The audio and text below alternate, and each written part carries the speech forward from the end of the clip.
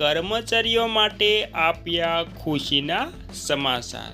તો હવે 2006 પછી નિવૃત્ત થયેલા કર્મચારીઓ માટે ખૂબ જ અગત્યના સમાચાર સામે આવ્યા છે। તો આ જાહેરાત સાંભળીને પેન્શનરો આનંદથી ઝૂમી ઉઠ્યા છે મિત્રો।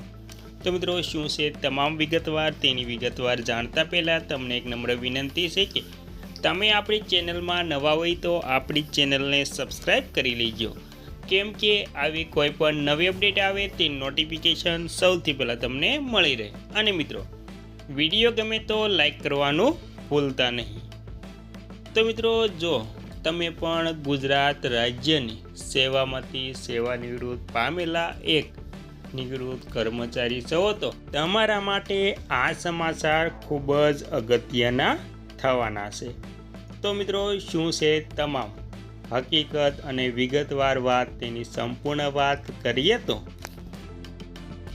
તો મિત્રો ગુજરાત સરકાર દ્વારા 1 જાન્યુઆરી 2006 પછી નિવૃત્ત થયેલા પેન્શનરો ખાસ કરીને 30 જૂનના રોજ નિવૃત્ત થતા કર્મચારીઓ માટે એક મહત્વનો ઠરાવ બહાર પાડીને એક ઇજાફો, નેશનલ ઇન્ક્રીમેન્ટ અને તેના લાભો મંજૂર કરવામાં આવ્યા છે।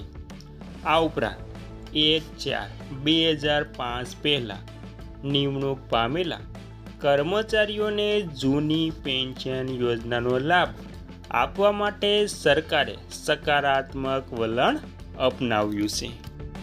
અને મિત્રો ત્યારબાદ તાજેતરના અપડેટ અને લાભો।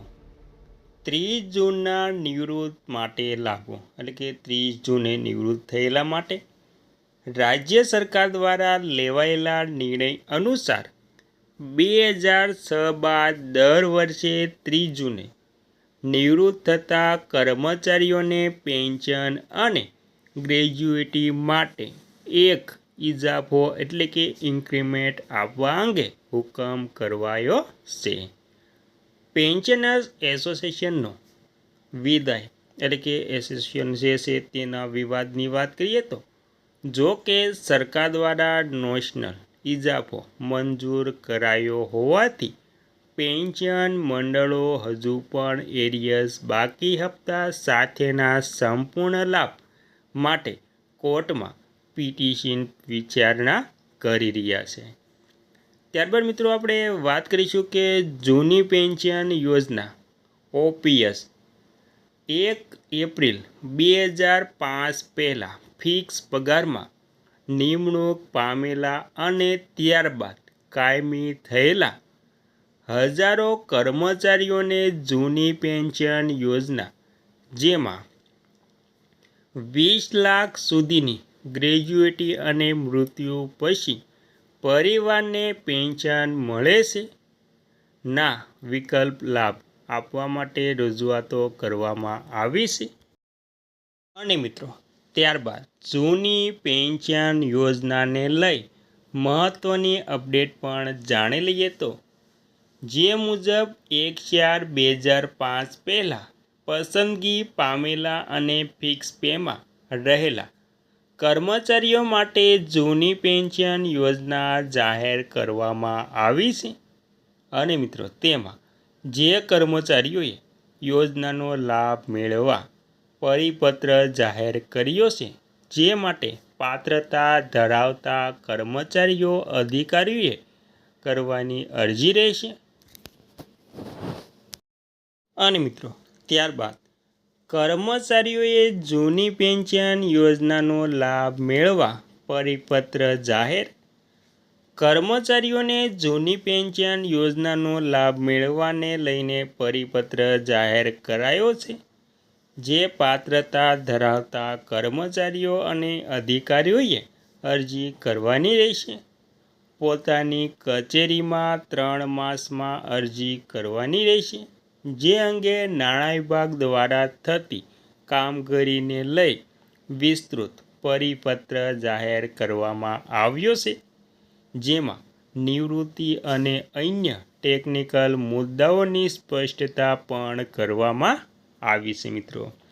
તો આવી રીતે દરેક જે કર્મચારીઓ અને અધિકારીઓ છે તેમને અરજી કરવાની રહેશે તે કચેરીના 3 માસની અરજી કરવાની રહેશે અને ત્યારબાદ નિવૃત્તિ અને અન્ય ટેકનિકલ મુદ્દાઓની પણ સ્પષ્ટતા કરવામાં આવી છે મિત્રો. અને મિત્રો ત્યારબાદ 60,245 જેટલા અધિકારીઓ કર્મચારીઓની રજૂઆતનો સરકારે કર્યો સ્વીકાર. તો મિત્રો શું સરકારે સ્વીકાર કર્યો છે તેની પણ વાત કરીએ તો તેમાં રાજ્ય સરકાર વિવિધ સવર્ગના જે અધિકારી કર્મચારીઓ નવી પેન્શન યોજના અમલની તારીખ એટલે કે તારીખ 1/4/2005 પહેલાં ફિક્સ પગારમાં નિમણૂક કરવામાં આવેલા હોય અને તેમની નિયમિત નિમણૂક તારીખ 1/4/2005 પછી થઈ હોય અથવા તો તારીખ 1/4/2005 પહેલાં ભરતી પ્રક્રિયા પૂર્ણ થઈ ગયેલા હોય પરંતુ વહીવટી કારણોસર તેમની નિમણૂક તારીખ 1/4/2005 પછીની હોય તેવા તમામને મળીને અંદાજિત 60,245 જેટલા અધિકારી કર્મચારીઓને જૂની પેન્શન યોજના સ્વીકારવા માટે વન ટાઈમ વિકલ્પ આપવાની રજૂઆત વિવિધ કર્મચારી મંડળો દ્વારા કરવામાં આવી છે, જેનો સરકારે સકારાત્મક નિર્ણય લીધો છે. તો મિત્રો આવી રીતે જે 1/4/2005 પહેલાં ફિક્સ પગારમાં નિમણૂક થયા હોય તો તેમને નિમણૂક કરવામાં આવ્યા છે અને ત્યારબાદ જે 1/4/2005 પછીના હોય તો તેમને મળીને અંદાજે 60,245 જેટલા કર્મચારીઓ અધિકારીઓને જૂની પેન્શન યોજના સ્વીકારવા માટે ખાલી એકવાર વિકલ્પ આપ્યો છે. અને મિત્રો ત્યારબાદ નિવૃત્તિ સમયે કર્મચારીઓના પગારની અડધી રકમ પેન્શન તરીકે આવે છે. કર્મચારીના છેલ્લા બેઝિક પગાર અને મોંઘવારી ભથ્થા પ્રમાણે પેન્શન નક્કી થાય છે. કર્મચારીઓના પગારમાંથી રૂપિયા કપાતા ન હતા. કર્મચારીઓને સરકારની તિજોરીમાંથી પેન્શન ચૂકવવામાં આવે છે.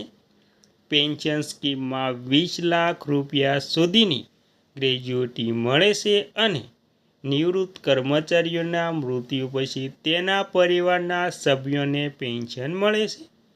કર્મચારીઓને દર 6 મહિને પછી ડીએ પણ આપવાની જોગવાઈ છે.